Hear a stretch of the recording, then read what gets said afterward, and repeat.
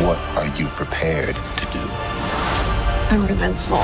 Brie Larson is back as the stone-faced badass Captain Marvel. Joining her on this adventure is reluctant superhero Monica Rambeau and overly eager superhero Kamala Khan. Will these three heroes have enough cosmic energy to stitch up the wounds in the MCU? Or is this a case where girls don't get it done? Let's find out. Before we get started, don't forget to leave a like. That helps the channel out a lot. And stay tuned to the end of the video where I have a special announcement.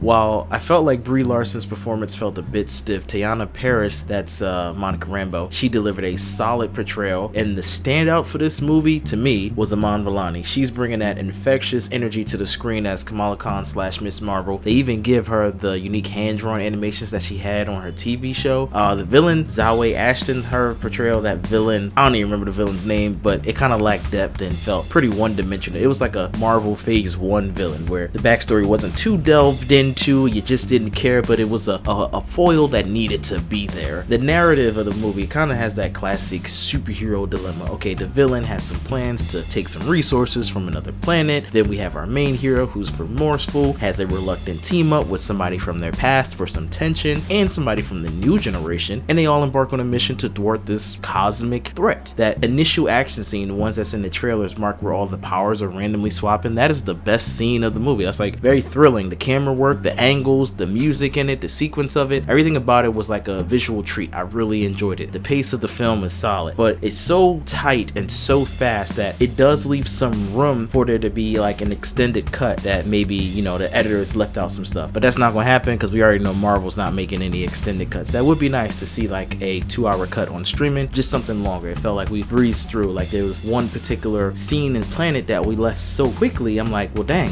it didn't get wrapped up at all. There was no resolution. Now the movie did have some touching moments. So there's a scene shared between Captain Marvel and Monica Rambeau, but I don't know if that necessarily developed either or character. The ending though, the ending was good. It was satisfying, but it does raise a lot of questions like, okay, where does the Marvels take place in the timeline? Is it before or after Secret Invasions? I don't know. Marvel's going to fix that next year hopefully, or in the coming years, because if it went to just treat the Secret Invasion like that's a parallel timeline that got pruned, that's good with me. That's good with me, and I'm sure most fans will agree. But I will say that the Marvels, this is funny, the Marvels shows a more comedic and snarky side of Nick Fury, kind of like some of his earlier MCU roles, which is just a far departure from his frowny and serious demeanor in Secret Invasion. He even gets to curse in this movie, make some quips. He says, oh, I'm not gonna tell you what he said. I'm not gonna tell you what he said. But I don't know if this movie's gonna have enough name recognition with the actors, besides Sam Jackson, of course, for that average moviegoer who's unfamiliar with every single MCU project. Like for me, it's a solid recommendation, but I'm a hardcore Marvel enthusiast, so I don't know if the mainstream's gonna want to see it because there's all this superhero fatigue going on and everybody's mad at Marvel, even though Loki was good. But to me, the Marvels offers a great time, especially if you're a Marvel fan. But I'm gonna keep the review as objective as I can and just mention some of the things that you can't argue against. The film is definitely elevated by Iman Vellani's performance because she's the best, in my opinion, the best part of the movie, and the movie does end with some intriguing setup. There's an ending and there's a post-credit scene. I'm not gonna say anything, but I'm just saying it sets up Marvel in a good way. So I think that's the strength of the movie. I really feel like the weaknesses is too short, which is crazy because I know people don't like long movies, but I like them if they're good or if they're the thing that I'm into. So this movie, while you know this might not be the best Marvel movie of the year because Guardians of the Galaxy 3 was great and Ant-Man and the Wasp: Quantumania was my favorite movie,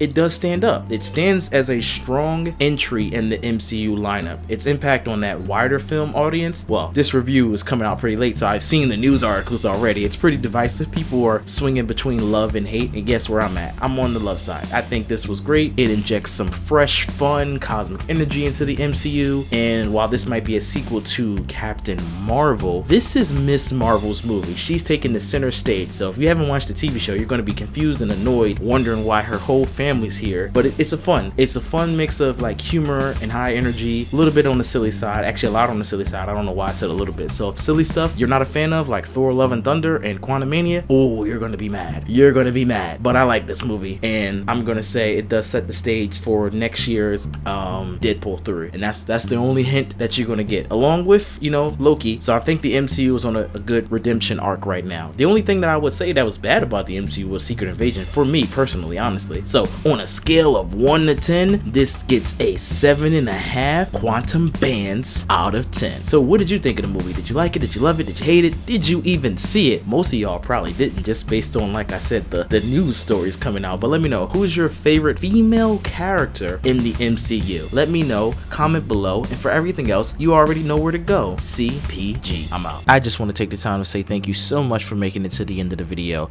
and I have a special announcement. As a thank you for helping me grow our channel so much this year, I want to give away a free game to one of my subscribers. All you need to do is like any video and comment what's something you like about the channel. On top of that, if we can get to 10,000 subscribers before the end of the year, I'll give one lucky subscriber a personalized gift.